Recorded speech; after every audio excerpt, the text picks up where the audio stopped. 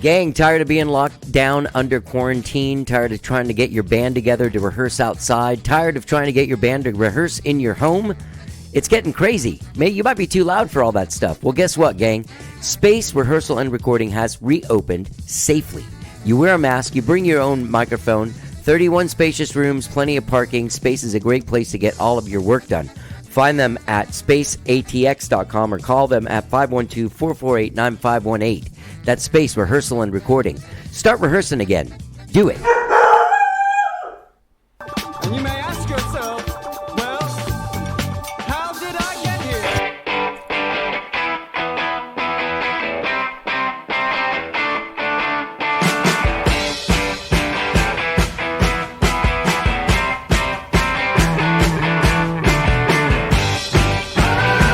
It's time for How Did I Get Here?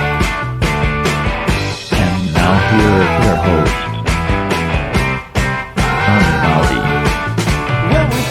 All right, hello, I'm Johnny. I'm your host. Welcome to the show. Happy Labor Day. I hope you had a good Labor Day weekend. I hope you're handling Labor Day safely. I hope you're surrounded by people you love, if you can be. That would be a great thing. I get to go to Smithville today on Labor Day to host an event that's put on by my friend James Robinson and Sharonda Robinson, who's not related to him, Brandon Temple. It's a jazz event, and I'll be doing some podcasts up there with some guys. I'm very excited to do that. You'll be hearing them in the weeks to come. So I'm handling Labor Day safely as possible, while still seeing people and being surrounded by people I love. I love James Robinson and Brandon Temple so much, and I'm really looking forward to hanging out with them on Monday. So, gang, thank you so much for listening to the show. I have a great show for you guys today. Today, Joe Woolard and Felix Pacheco from Cilantro Boombox are on the show. They have brand new singles that have come out. Wahoo, which we talk about a lot. They made a video for it. They've been recording these songs during this pandemic, which is insane. They just dropped another single called You. You can find them at cilantroboombox.com. And listen, gang, if you go and buy their stuff on like Bandcamp, or if you buy the music from them, they will be donating proceeds in August and December to DAWA, which provides emergency financial aid to people of color who are musicians, artists, social workers, teachers, healing practitioners, and service industry workers. You can find out more about DAWA at dawaheals.org. I'll put a link to that in the text of this podcast as well. These guys are great guys, and these songs are fucking fantastic. Wahoo is like what you yell out when you're angry and frustrated, and you just get it out. That's what this song's about. That's what these guys talk about. Felix is a great dude, man. It's great catching up with him. And also Joe Woolard, great conversation. We talk about his experience as a black man in America as well. Gets heavy, but also these guys are a great hang. So I hope you enjoy our Labor Day special. I guess that's what I'm calling this. With this fantastic band, Cilantro Boombox. Find them at cilantroboombox.com. All right? And dig my conversation with Joe and Felix. Have a great Labor Day. Let's get down.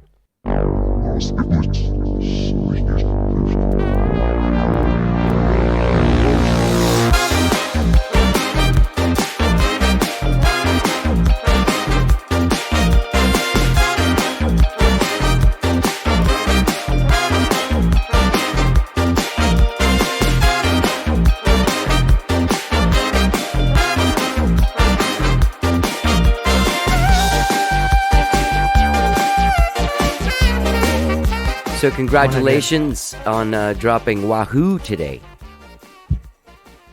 Thank you. You guys actually recorded this under a pandemic. Part of it, yeah.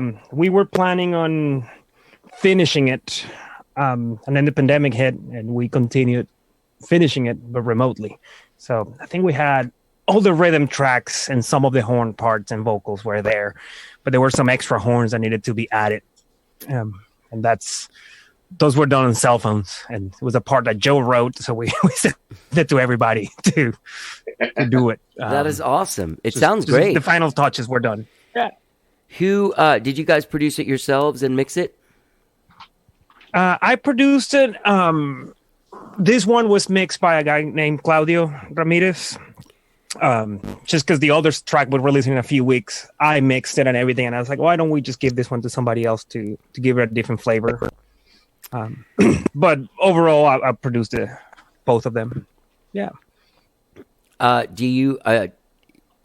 What happens when you're mixing? Because I've had this before where I'm mixing and I'm like, okay, I'm calling a dude. I'm calling a professional. That's kind of what happened with Claudio. I was like, dude, because I kept bouncing. The other track that we're releasing in a few weeks is the first track we actually released that I mix, and I'm happy with the mix. But Claudio helped me a lot. I kept bouncing stuff from him, so it was a way of just washing my hands off of it. Also, when pandemic hit, having kids at home. Everything just time-wise, working from home, everything, timing, it was going to be harder to mix. And I can't say I enjoy mixing as much as I enjoy producing or getting it to a point that recording it. You can just give yeah, exactly. Yeah. Which, regardless, I felt out of my comfort zone with the other song and it felt good. So just, I think you have mixing people and you have people that don't mix, and I'm somewhere in between. Yeah. No, I'm with you. Yeah. And you can fuck things up really quick if you try to overdo it. So yeah, my problem isn't when I record, I put as much as I can on there, and then I don't know exactly how to subtract. Yeah. So that's when I need a professional to be like, dude. Exactly. Yeah, there doesn't need to be 18 synthesizer lines on this fucking chorus. Yeah.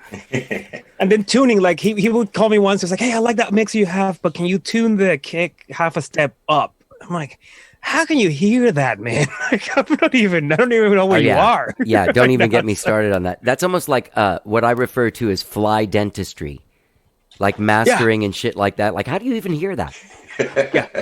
Yeah. It's a key. It's half a step higher. I'm like, dude, no. What are you? How can you hear that? So then I do what he tells me, and I'm like, there you go. No, they just pay you for the next one. Right. So, man, what was the this song is viewed as being funky, angry, and bitter. The video that you made for it includes a lot of Black Lives Matter protest footage, right? Yeah. So, if you were writing this before we were the murder of George Floyd. Oh, absolutely. But number one, we have to remember that this didn't happen with George Floyd. I think exactly. That's what I was trying to get to. Yeah. On the flip side, I do. Frustration can come from many avenues, right? And I think the song came from a session that was kind of frustrating based on the personnel having a lot of personal things we were dealing with at the time, myself included, just little things here and there, and write something that you go, shit, I don't even want to write lyrics for this. I don't have anything to say. Frustration now. How do you scream something into the microphone? Yeah. As we get closer to getting the song finished, this is happening, and I just keep resonating with it. I think I even caught myself arguing with somebody on the phone or online and just going just out of frustration. But I think I even say "wahoo" or something like that. And I messaged Gustavo Bernat, the guy that we were talking about doing a video, and I gave him that challenge. I said, "Wahoo" to me is just it's just a scream and a release of energy when you're trying to argue things that shouldn't be argued, and like I think you can argue anything but ethics, and oppression and equality. And I said, how do you translate that into a video? How do we put a message on the video that says we're tired of this shit, man? And at this point, we just if we have to explain to people why we all should be treated equal, I think at this point we just scream. At that moment, I felt like screaming. Joe has a more eloquent way to say it. He sent it to me on a text message. I was like, I'm gonna steal that one.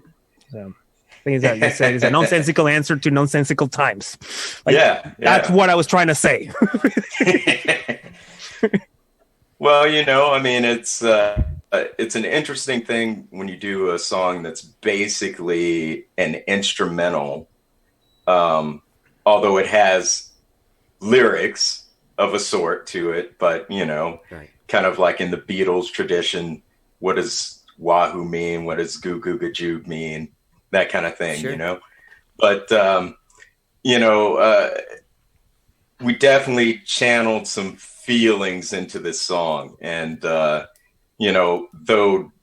it didn't specifically start with like the current events of today. It started with the current events going on before all of that. Sure.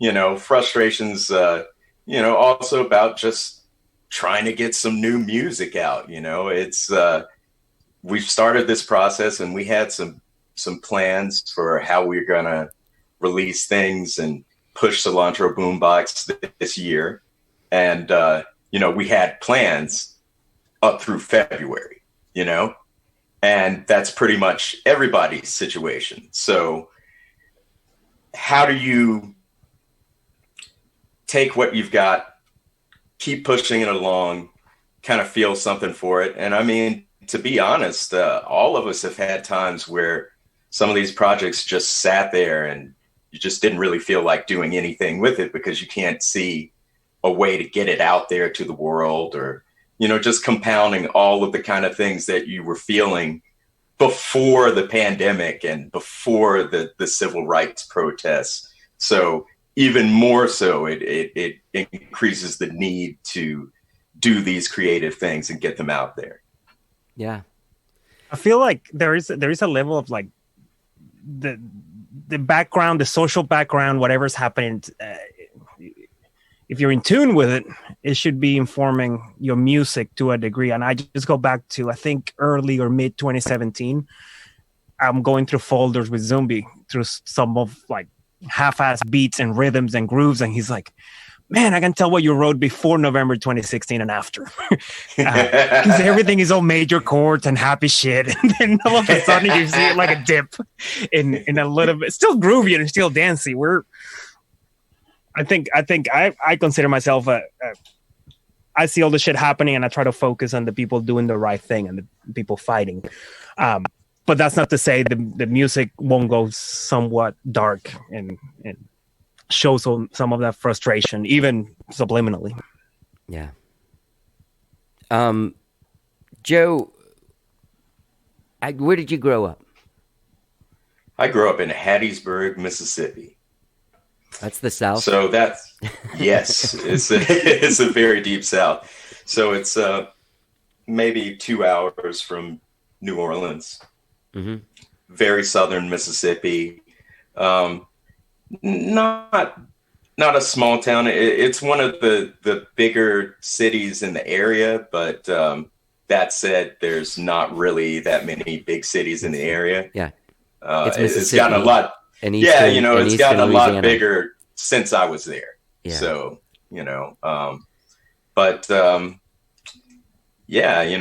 it's Mississippi. It's an interesting place. When did you move from there? I moved in 94. I went up to Cambridge, Massachusetts to go to college at MIT. Yeah. And after that, I was kind of stayed in the Boston area, lived in various places, even Worcester for a while. Yeah. And, decided I didn't want to, I got married, decided I didn't want to raise a family in Massachusetts. And somehow we chose Austin. What? Okay, first of all, when I don't know someone's educational history and they drop this bomb on me, like, oh, and I just went up there to go to MIT, then all of a sudden I get super nervous, like, oh God, everything I'm going to say is going to be stupid. But second it's fine, it doesn't matter.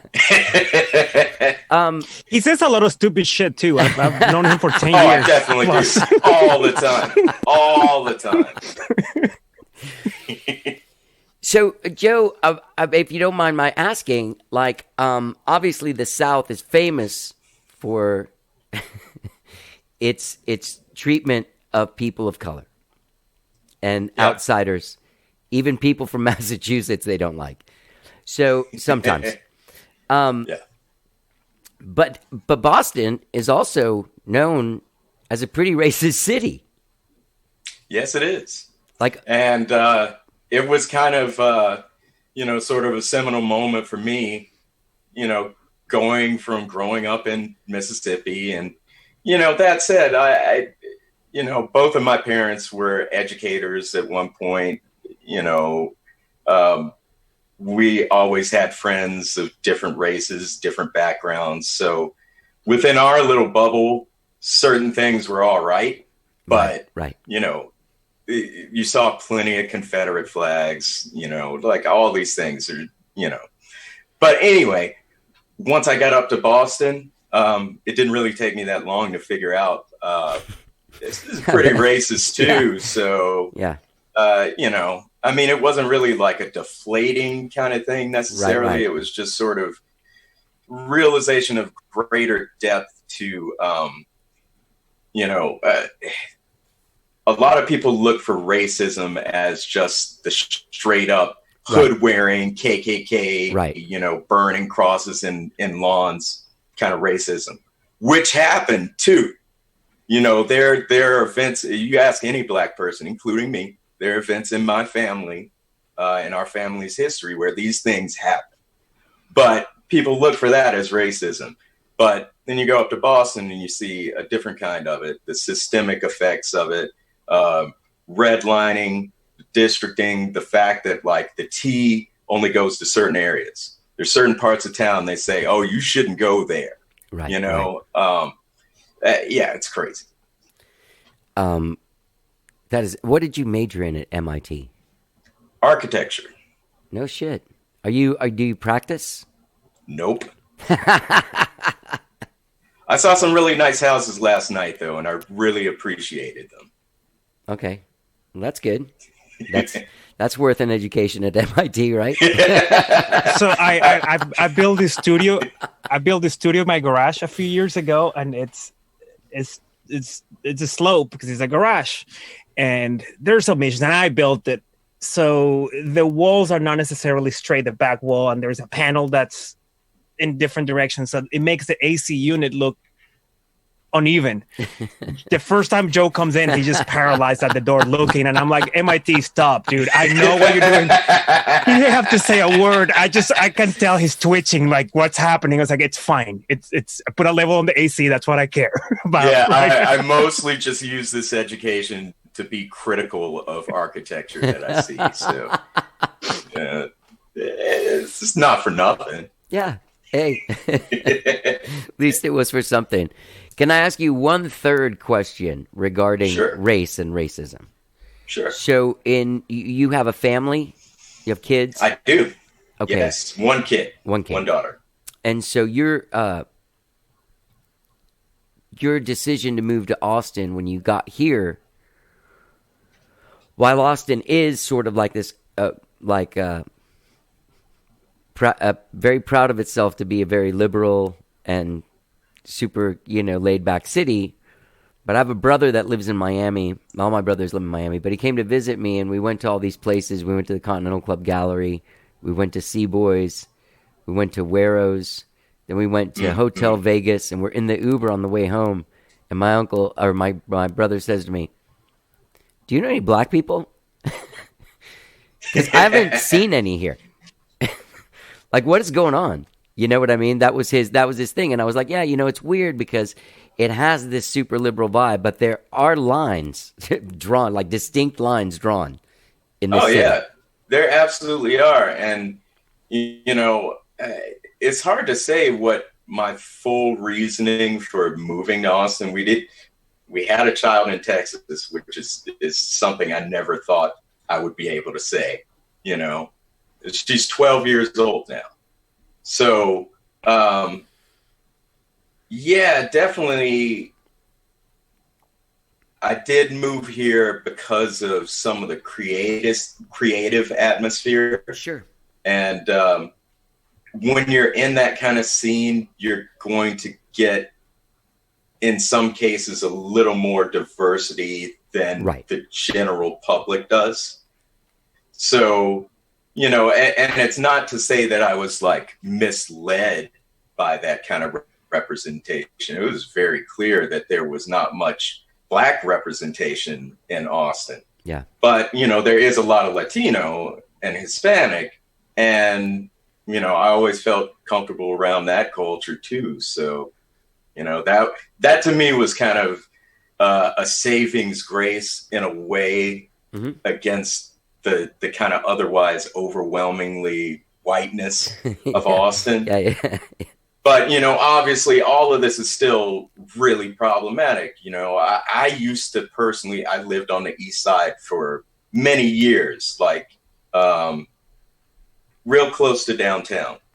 And we knew a lot of older Latino families there that were basically selling their houses. They had been there since all that was just like rough, underdeveloped land.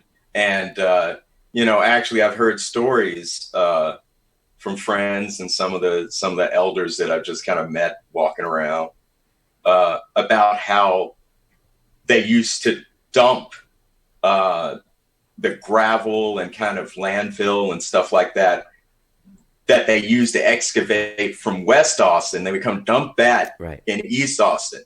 So a lot of these parts of East Austin that were the Black and Latino parts of town, obviously I-35 and how that developed was a big part of it too. There were folks there back when it was not desirable at all. And it was all made to be undesirable, and the land value was depressed. The services were depressed, all those things.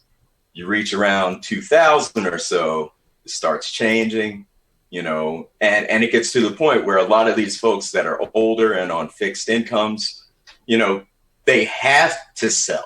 Right. Because they couldn't afford property taxes. Yeah. And all of that stuff for like this extremely now overvalued land. Right. So I got to see a lot of that transformation occur, from like a mostly older Latino neighborhood to, this, what Austin actually looks like now, which is, a kind of affluent, mostly white kind of composition. Yeah. I don't know that it's really an answer to anything, but no. That's just what I got to see here. Yeah. So yet another, third phase of my life, another take on how these systems of inequality represent themselves. Right. And there's no design. Your band is not like multicultural and multiracial by design, right? You just got guys, and that's who you knew, right, Felix? You guys. No, we have an exam. There's a blood test. There's fingerprinting. If you pass the fingerprint test, you're not in the band. It's not gonna work. Yeah. No, but you know what I mean. Like you see a band like Sly and the Family Stone, and that was obviously like deliberately a band of what they wanted their audience to look like. Right. No, but I think with Cilantro, it wasn't by design as much as it was finding the people that had the eclectic taste that would fit.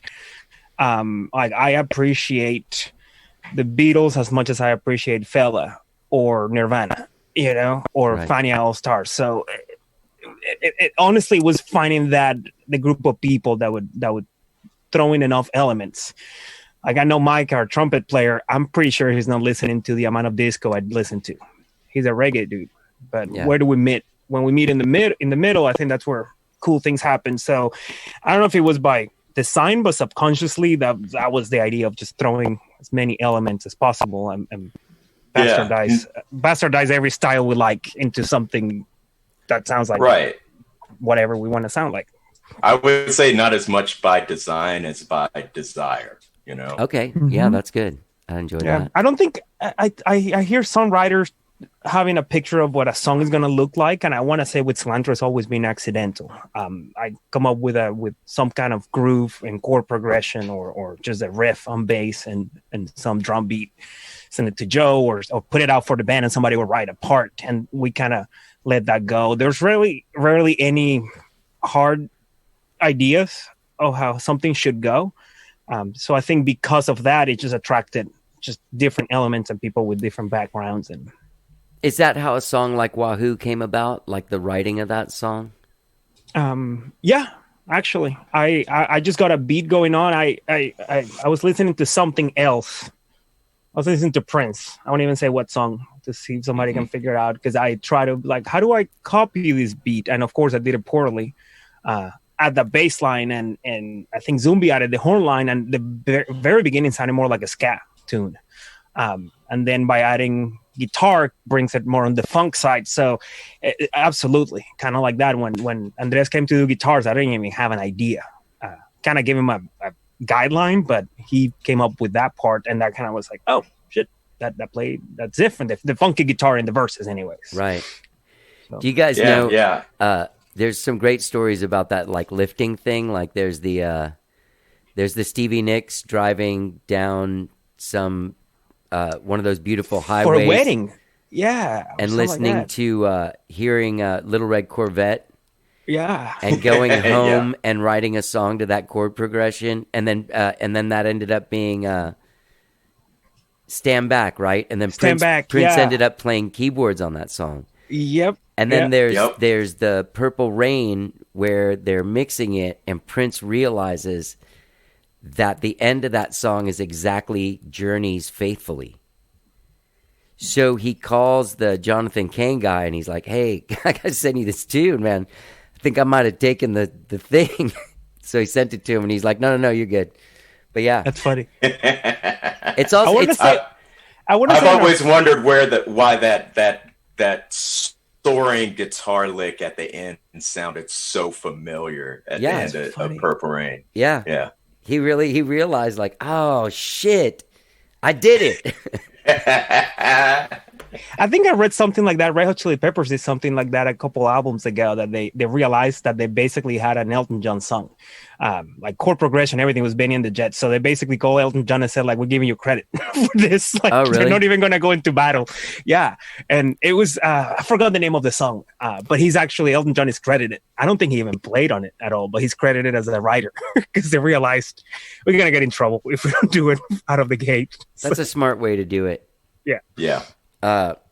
Okay, so let's talk about. I want to point this one thing out, is that the proceeds for Wahoo, for the months of August and September, will go to DAWA, which provides emergency financial aid to people of color who are musicians, artists, social workers, teachers, healing practitioners, and service industry workers. And you can find them if you're interested in getting involved. I'll put a link to it in the text of this podcast, but it's dawaheals.org. Obviously, like, the song reflects this sort of frustration and brings all this stuff into it. Your choice to give to that specific organization, as there are many different ones, and I know that since the murder of George Floyd, and there's been this sort of like national awakening, and people are really trying to be able to do something, that there are all these different organizations. There are people that are giving to the Black Lives Matter Fund. There are people that are giving to ACLU to help people that have been arrested during the protests and stuff like that. And there's I think there's another one as well, if I'm not wrong. Isn't there one here in Austin? Yeah, the Justice Coalition. Justice Coalition that's helping people that have gotten in trouble during the protests. And DAWA. What made you choose DAWA? I think it goes back to me being that optimistic and looking at the future and growth. And I think a lot of what DAWA is doing is just, again, helping health practitioners and artists and people that are in turn helping other people. Yeah. I think that was borderline. That was it, and then knowing that who's running that, we know what their heart is as well. So it makes it easier to know exactly how that money is going to go to the right people. And Not that the others wouldn't, Right. but we just had to pick one, and this one resonated. Yeah, it is tough, and I guess that's a tough question too because it makes it sets it up to Yeah, make it yeah, seem like yeah. you don't care about the other ones. But I know you do. You Well, just got to and pick it's one. like it's yeah, and it's we don't know how much it's going to be at the end, right? Which is not to say sometimes it's overwhelming and knowing where to send money. So we decide as a band that's where we're putting money.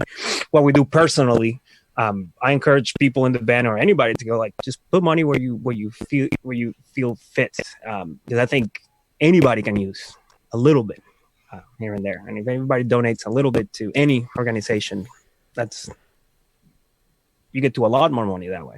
of course, of course.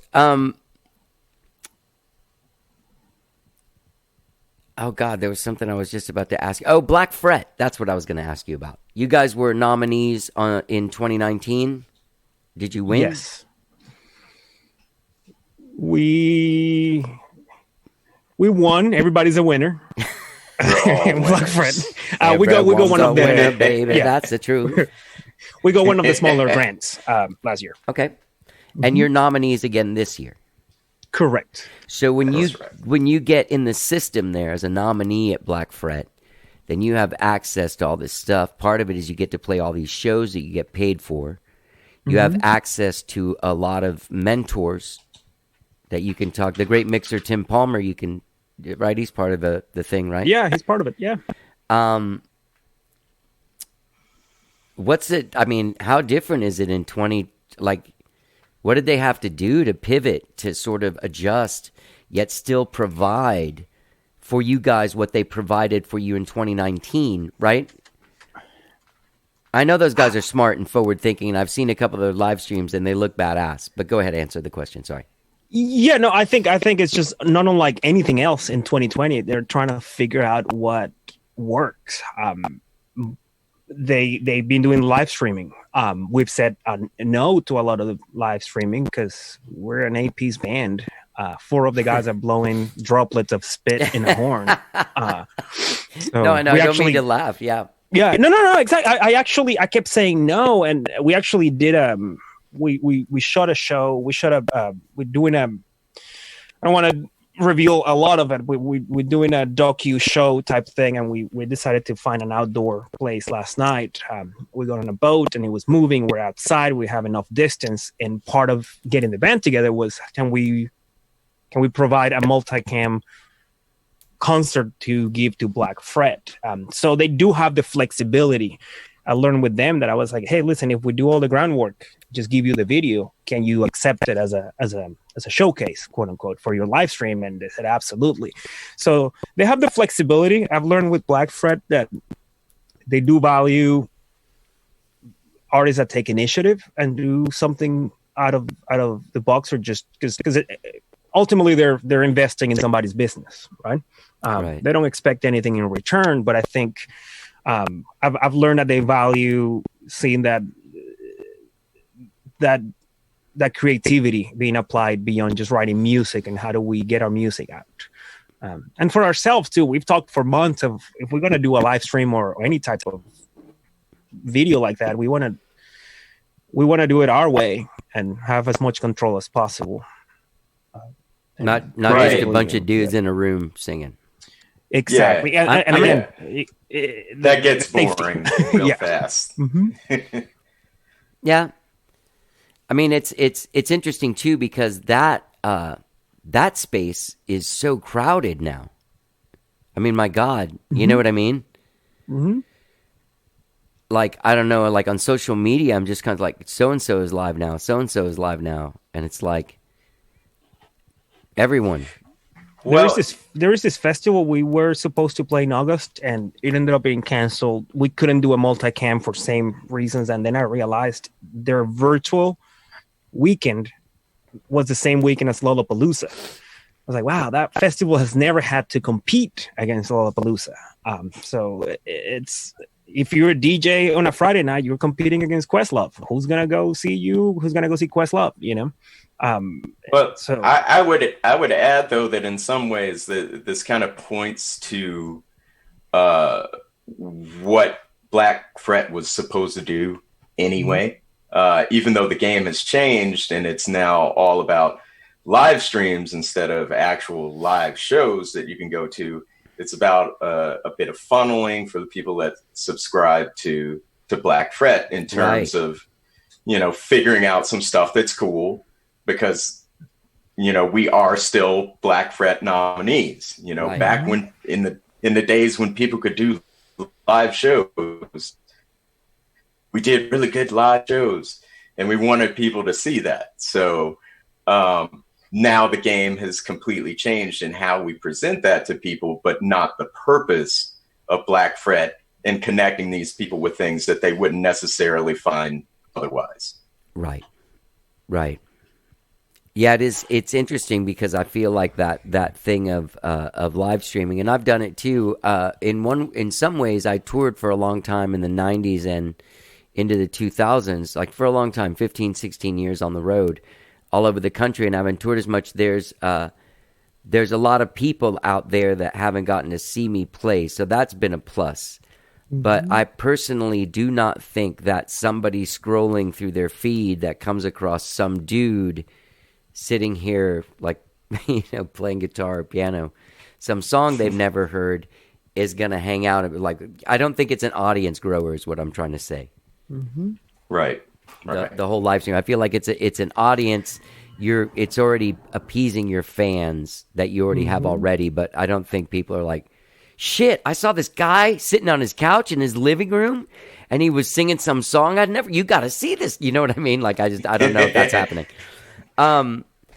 So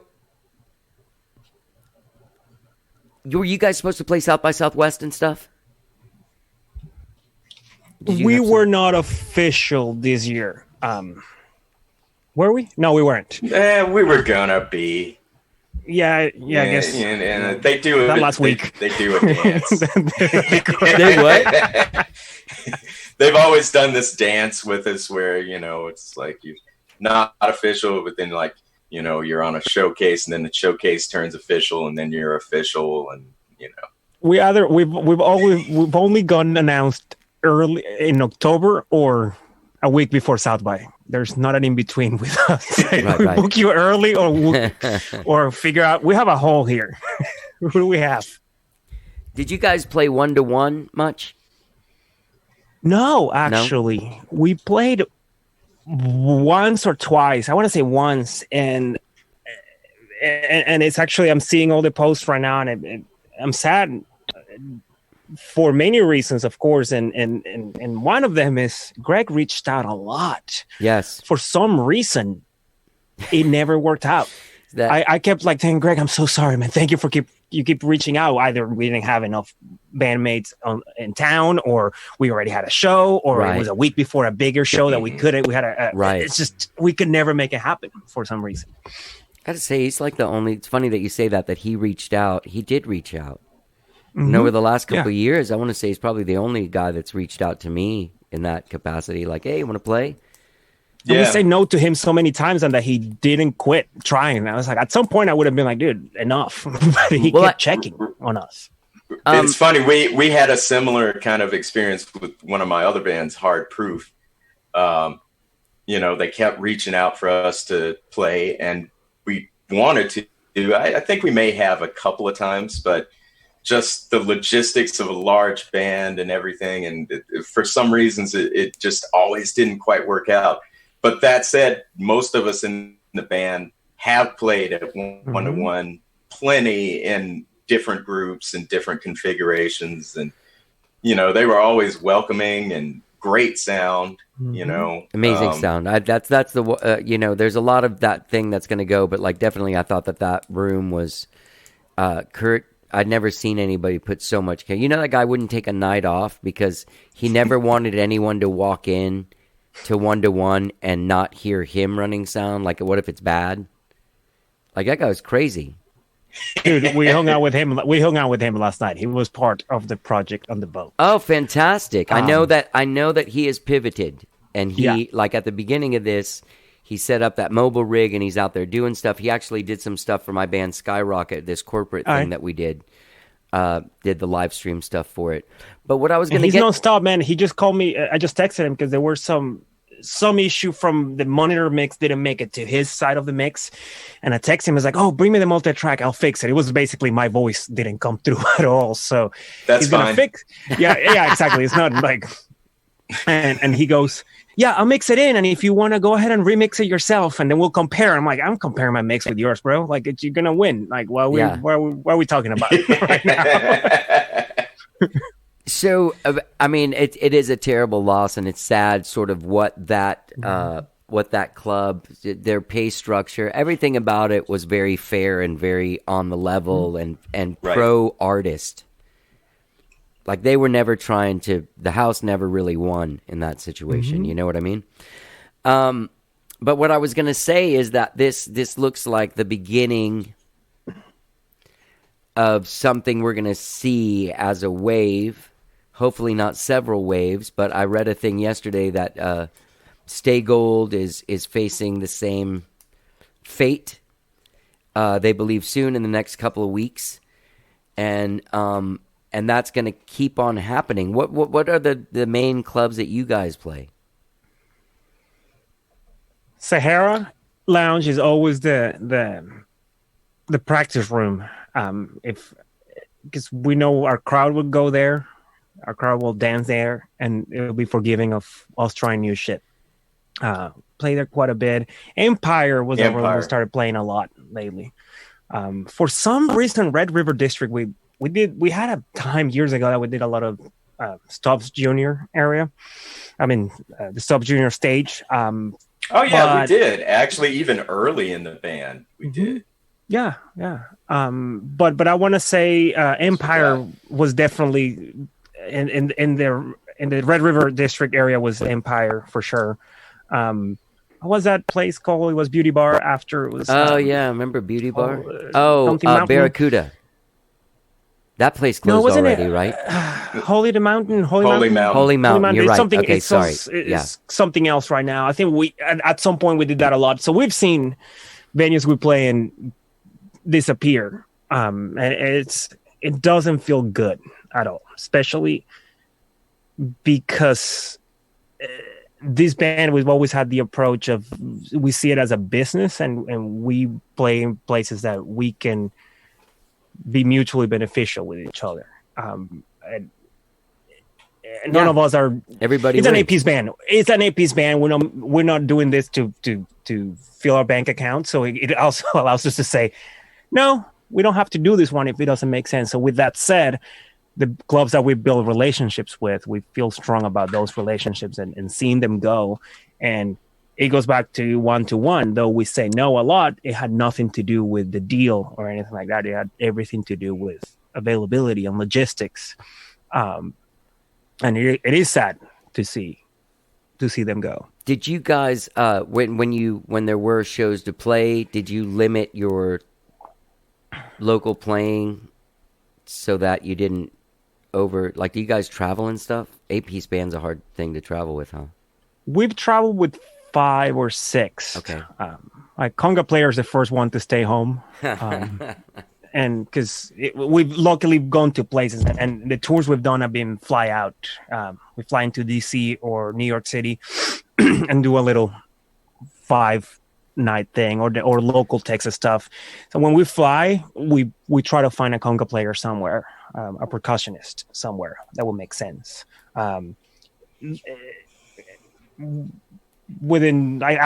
time we did it, we were missing 2 horn players, so we were able to bring percussionists. So it's always been a modular band because of that. Right. Mostly when we're traveling and knowing that, guys, it might not work to bring everybody. Joe is half of the year he's out on the road, so I don't think he's ever really. Joe, you haven't done anything with us like that. I was about to this year, but it was because I was going to already be on the road with Black Joe Lewis at Music Fest the same day that Cilantro Boombox was going to be there. So I was going to figure out how I swap tours at that point. But, it's a moot point now. Yeah. Nobody's doing that. What's going on with Black Joe Lewis? Is he doing all right? Yeah, he's doing all right. We're actually trying to get some kind of live stream together. We've had a few failed attempts. It's really interesting with us. Like the word of the year for us has been canceled, because we started a tour like it was March 12th. We started a tour, so it was right before. It was the perfect timing, and that's like 4 days before everything went down. Yeah. So we got to Fayetteville, Arkansas, and by the time we got there, the entire tour had been canceled, and like spring had been canceled, and joy and fun and all those things were canceled. So we were basically we just turned around and came back home, and we had good folks in management that were pushing things out to dates that might have worked if social distancing and all those kinds of things had really happened. Yeah. But that didn't happen. I didn't really think that was going to happen. So now, it's just been, it reached a point like maybe around April that so many things were canceled that people didn't even say that they were canceled anymore. You just knew that it was canceled. Everything that came up, and not even with Black Joe Lewis. I was supposed to go to South America with Golden Dawn Orchestra as well.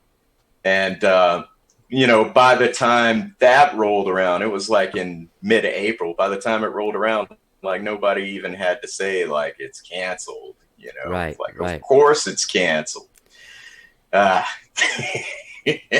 Man, are you in any bands with under like 22 people? No, I mean, like, is there every band you name just gets bigger and bigger, like as number of people. Like, and you get the Golden Dawn Orchestra. Well, it's even more. I mean, because occasionally I even missed some shows that I was supposed to play with Antibalas out of Brooklyn, and they're like 12-piece Afrobeat group. So, but yeah, to answer your question, yeah, I do have one group that's just 4 people. What? But yeah, and one of our band members just had a kid recently, and one of our other band members has been sick. So eventually we'll do something. It'll be good. It'll be good. So once again, people can get out there and find Wahoo now. I don't know when this is going to drop. I think it might drop.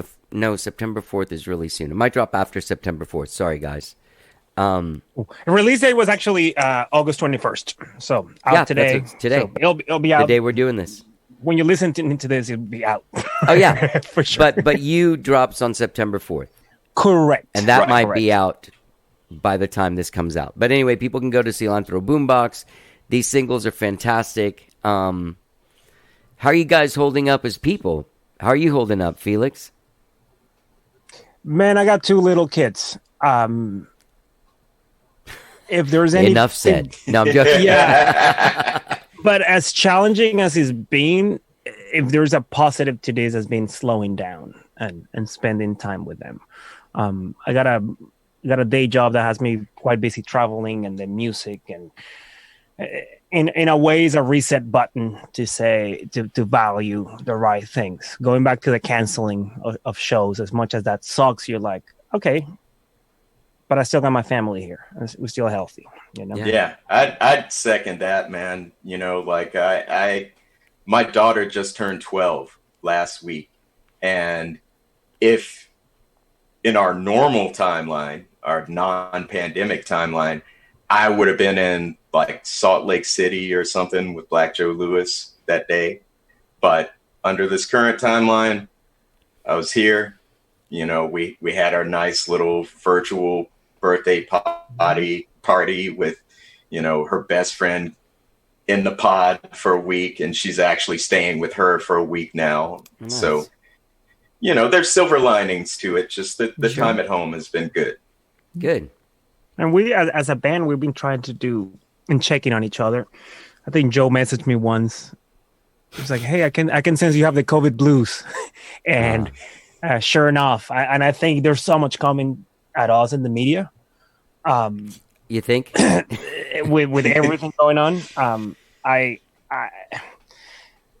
it gets scary. I grew up in Venezuela, so the parallels of an autocrat in government and lying, and it's insane. Like I'm experiencing things here now that I experienced back in 2002, 2003 in Venezuela. Whether you name it, far right, far left, it's just an asshole in power, surrounded by other greedy assholes, and doing whatever it takes to make their narrative be the truth when it's clearly not.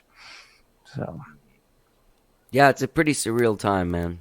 I mean, it is like, yeah. yeah. So there's a part of like, man, disconnect. Do I need to stay on my phone reading news all the time? No. Before going to bed. No. At some point, fuck it, what's on Netflix right now? I'm gonna watch the dumbest shit I can. Yeah. And I think I was literally celebrating 808 Day last week. I was so excited showing my kids about any songs with 808s, and Yeah. it's like That's important, man. dude, it's extremely important. I think on Amazon Prime, there's a great documentary about it. Oh, I watched it. It's amazing. Yeah. It's awesome. Yeah, it is. Yeah. Nice. Okay. Yeah. So we're all doing that kind of stuff. Yeah, I know more about like obscure bands. Like I've watched these weird like YouTube documentaries on like the Cocteau Twins and shit like that. So Yeah. I've Turned been into digging Cocteau Twins lately, actually. really, Yeah. yeah, it's a nice dreamy feel to during this time. It kind of takes you out of the thinking about listening to punk rock right now sounds a little stressful. Even though you'd want to sing it, you kind of want to relax a little bit.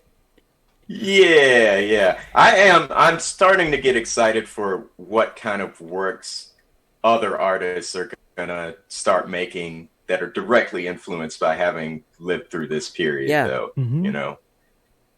Yeah.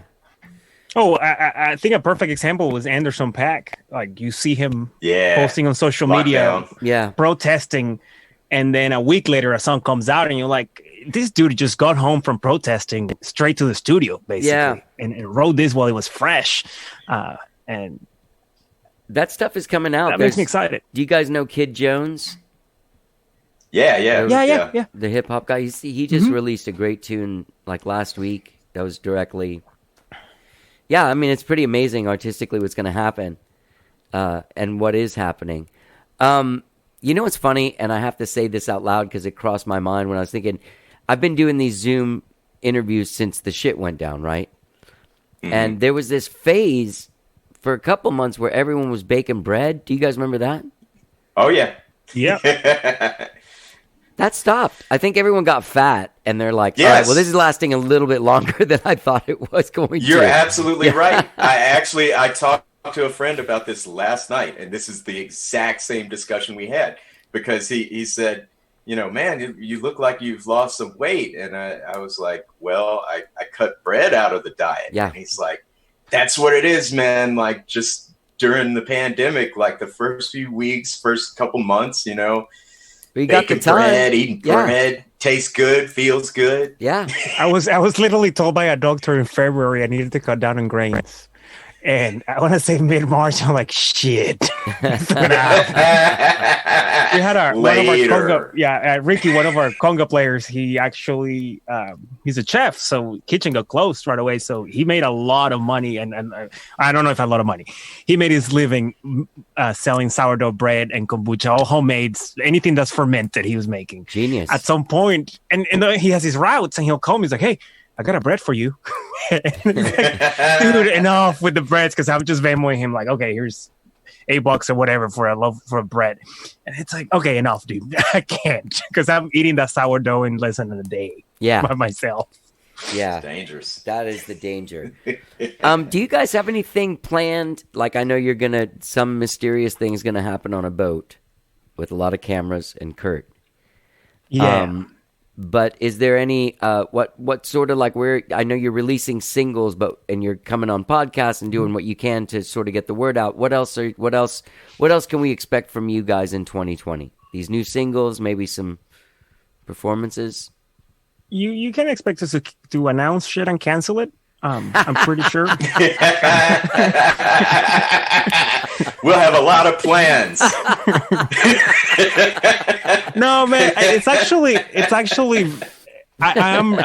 say it as a joke, but for real, I don't think we have a set plan for the first time. And for somebody, I kind of tend to be a control freak and take to heart a cancellation. It is to the point that yesterday Zumbi calls me and he's like, "Hey, the boat is getting canceled," or there was some stuff in the radar, joking, and I'm like, "Okay." It happened. I'm still waiting for it to get canceled. So with that said, we do have a bunch of half-ass music that we are trying to figure out how to finish it and release it. So at this point, I think the best thing we can do is just finish music, and if we like it, put it out. If we don't, just keep it to ourselves, and keep sharing as much as possible. We do have that boat release.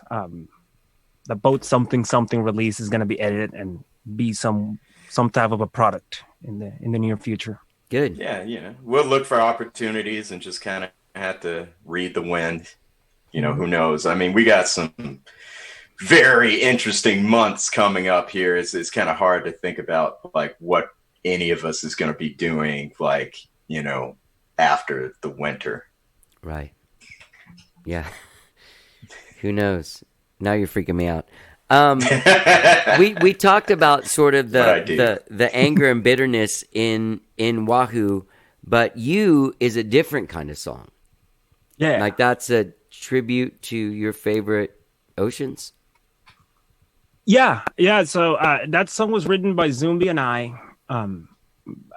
Not like many other songs, I got a beat going on, and again, it just go through the folders, and Zumbi goes like, "Okay, that resonates with me," and it made sense. He being Jamaican and me being Venezuelan, we all have the same love. We both have the same love for the Caribbean, and the feelings of the song of the instrumental was this evokes sitting in a beach somewhere with the sun setting. Yeah. And that was always the vibe. And of course, we rarely write love songs, and Zumbi felt a challenge to go like, what if it is a love song with the right person? Right, right. And I equated to that illusion of a new love that may or may not last, but you want it to last. So that was definitely the vibe. And actually, the artwork for it, years ago, I saw one of my high school friends from Venezuela posted on Instagram. He's a photographer, and he posted this beautiful picture of a beach in the coast of Venezuela. And I was like, one day I want to use that for something. And as the song is developing, I was like, I know exactly what we're using. And I called him, and he sent me a high resolution image, and that's what we ended up using for it. So it just comes full circle. Nice, man. Well, these songs are both fucking great. They're great singles. I love Wahoo, and even though it is angry and bitter, it does jam. Yeah, I mean, that was the idea. Always. Yeah. It's angry dancing. Yeah, this is what we do. We're musicians. Yeah. This is how we fight. We're not putting on the feature, by the way, because without their approval, I'm not into name. I don't want to just utilize somebody's name, but that punk rock vibe, Sabrina Ellis is singing on that Wahoo. Oh, yeah. She did backup vocals, but her voice is way stronger than our vocals. So in the mix, it just kept cutting through. So to me, it was like, okay, if we're going to do something that's a tip of the hat to punk rock, why don't we? It just makes sense to have.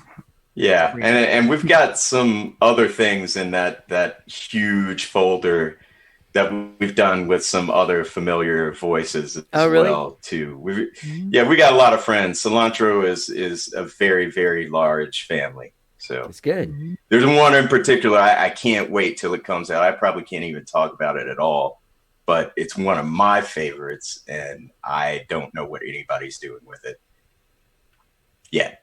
It's not Willie Nelson. But eventually. It's not Willie Nelson? No, it's not Willie Nelson. Not this time. Yeah. No. Not this time.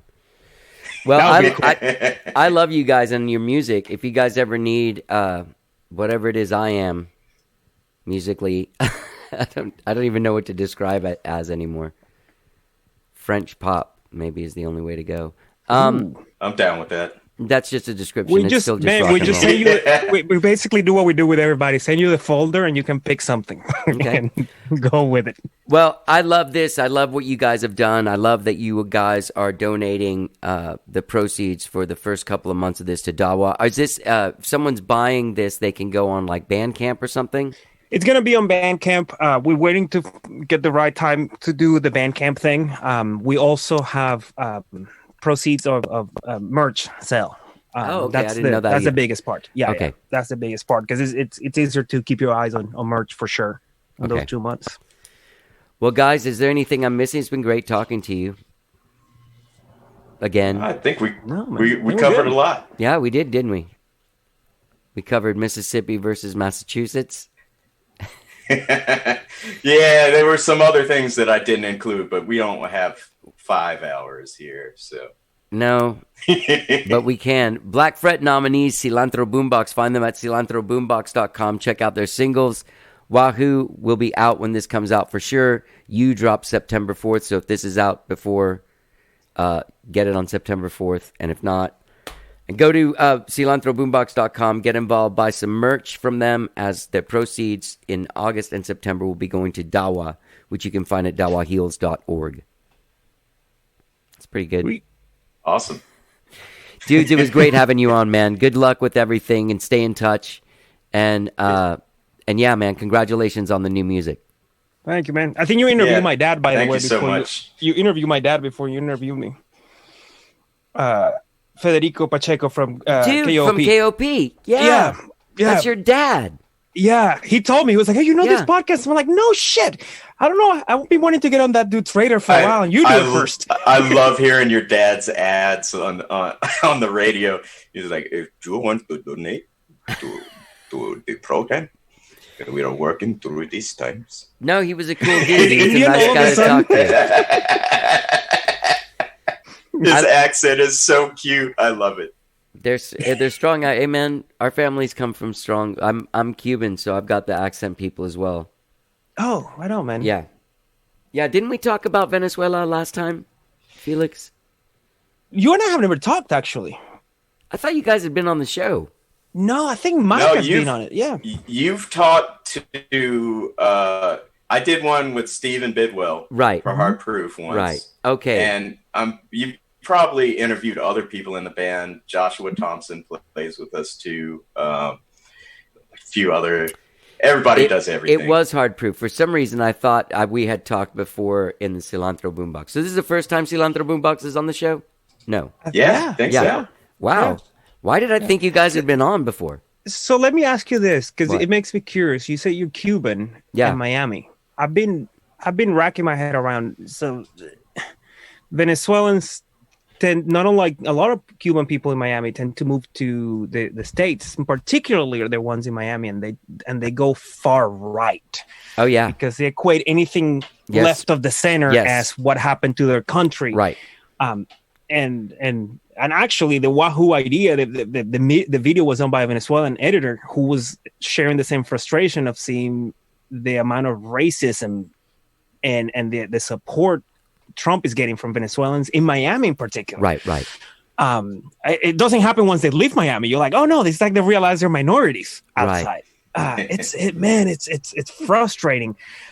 It's just a phenomenon that I'm like, how the fuck does this happen? How are they supporting another dictator just because it's on the opposite side of the spectrum? I mean, I can speak for the Cuban culture because in my, I don't know if do you guys know James Robinson, the singer?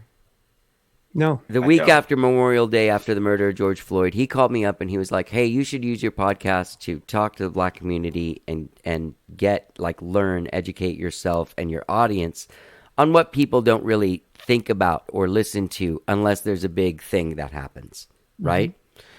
And so throughout that, I've learned all kinds of things, and I learned things about generational trauma, which learning about that through the black community and from a couple of documentaries, I learned so much about my own generational trauma Right. And that to me, it manifests itself in members of my family politically because, first of all, Castro was Cuban. He kicked us out of our country. But then the guy that was going to help us and set up this whole thing, but pulled out at the last second and had the Bay of Pigs go down was JFK, who was a Democrat. So all Democrats are communists. That's my dad hasn't talked to me since like April because of this. And my sister stopped talking to me because she thinks I'm getting together with black people on my podcast to burn down white America. So that's what we forgot to cover. That's what we didn't go into that at all. Well, I was going to let you stay after Felix left so that we could plot the burning of America.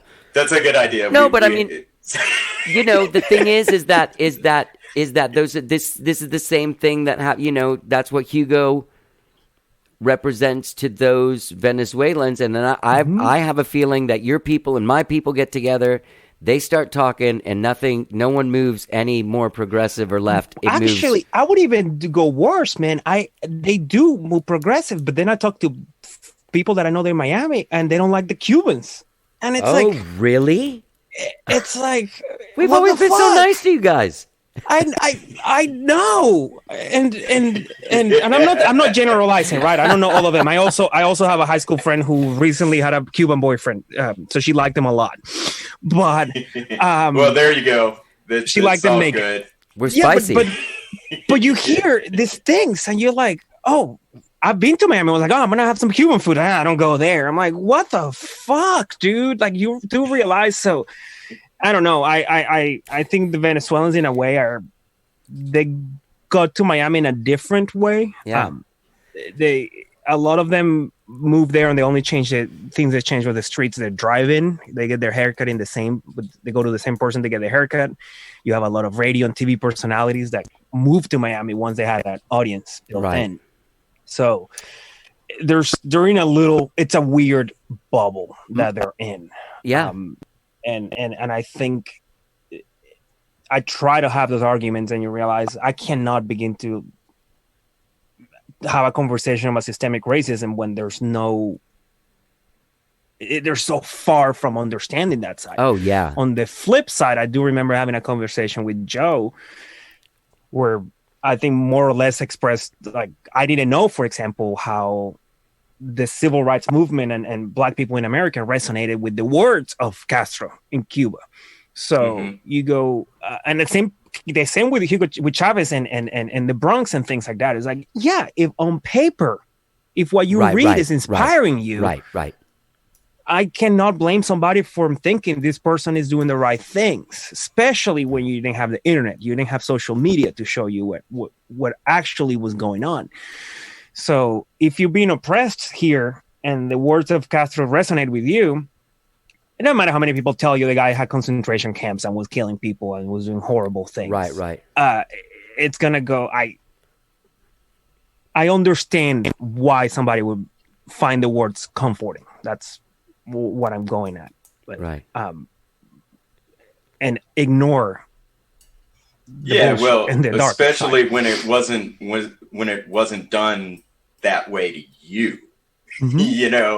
It's all about like what you feel versus what is inflicted upon others. Right.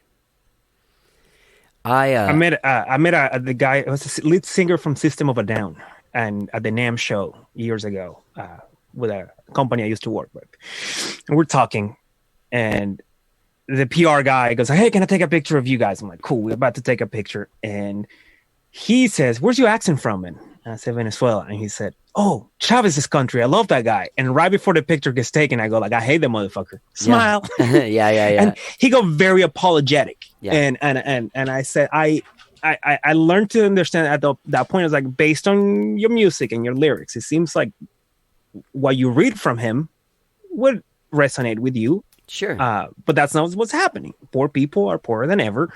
People are starving. It's not beautiful the way he's painting it to me. Right. So.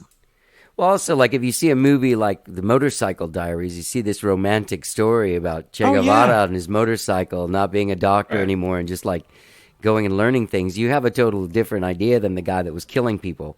You know what I mean? He swam the Amazon to save people, sick people on the other side. It's like, it's funny. I grew up with a lot of Venezuelan friends. My dad had a lot of business with Venezuelans, and I ended up going to Venezuela a few times. I loved. I wanted to live in like the Tamanaco Hotel in Caracas. This giant. For those of you that don't know, and Joe, do you know it, Joe? I don't. Okay. It's like a hotel on this fucking giant hill that just over like a 360 view of all of Caracas. If I'm not mistaken. I've been there since I was a kid, but here's the funny thing that you say that. When I moved to Austin, I didn't know anybody. I had met Hash, the bass player from Thievery Corporation, and him and I were in touch. When he finds out I'm moving to Austin, he goes like, "You got to meet our manager, Kamal." I moved, and a week in, I have lunch with Kamal, who tells me, "Hey, come back tonight. I'm playing this band we're managing right now, Ocote Soul Sounds. Adrian and Martin are spinning tonight." So I go and I meet Adrian Quesada and Martin Perna. And Martin and I start talking, and he's describing everything outside the Tamanaco Hotel and where he would go walk to eat arepas and stuff. And I was like, "Dude, how do you know Caracas so well?" He used to play with a band called Quinchango, and that was their when they would tour Venezuela and Caracas. That's where they would stay. And ultimately, is how I meet Joe. So that's pretty funny because that hotel, it's a beautiful, like, it's epic, architecturally. Man. Yeah. Actually, and it connects. I think I might be completely wrong. I might get yelled at for this, but I think that was built during a far right regime, Perez Jimenez, who was a dictator, far right. But a lot of people equate that, at least my grandma's generation, for example, equate that to, look, there was progress. There wasn't crime. And look at these beautiful buildings that were created. Yeah. So, yeah, I think when you talk about trauma, shit, I went deep with that Tamanaco thing. It has great architecture, Joe. You'd love it. Yeah. All right. Trauma schmama. The architecture is great. Oh, shoot, my trauma schmama. Well, listen, guys, it's been great having you on the show. Great conversation, great music. Wahoo, you, singles out. Felix and Joe, go to cilantroboombox.com, get involved, pick up some merch in the months of August and September to kick a little dough to Dawa. All right. All right. Thank you. Thank you, guys. Take care. All right. Take care, man. Bye.